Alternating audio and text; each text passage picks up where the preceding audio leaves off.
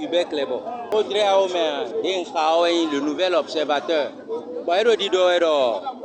Paul Humpe, FCB Gan, Ewain, au Tohodo, Bé, de Mado, Achepipa Dia.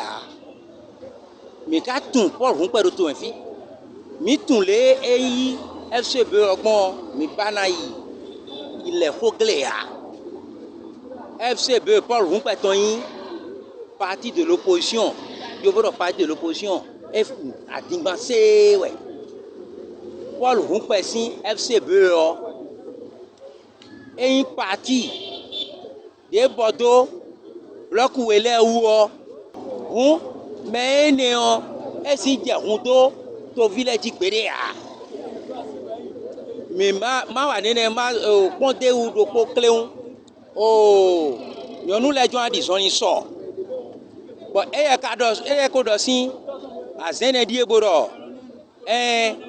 do, sont les nouvelles, mais aussi sont les derniers, les nadio, et mi compte meo, mais quand il est, à mon gars, on a un ho, bah, y'en a un ho, bon, j'en ai un, bon, à mon compte, coco à dormir comme un fan. Nous sommes de bled dans ce attaque. Le nouvel observateur, il dit quoi? Bon, ouais, mon malheureusement, on peut voir. Et quoi, bébé? Au gain, il y a un peu de temps. On peut. Et là, je parti maintenant, parti Marou. À chaque fois, pour pas de à chaque fois, il retourne. Et là, j'ai le roman contre l'archimé. Il y a un gamin.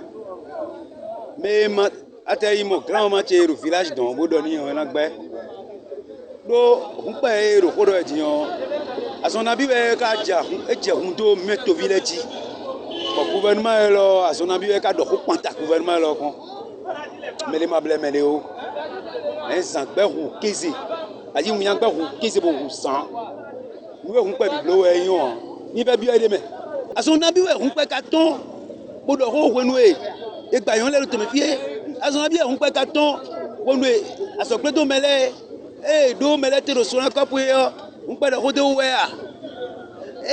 il voter loi poser par na ide meilleur et so gbe nu e gbe na e bo be to je mi na mon parrainage e wa mo tiens wa lo négociation bleu opposition no ton ra gouvernement mo négociation ouais il ni comme blé à mon tout no jere nous héros, nous avons un petit peu de temps.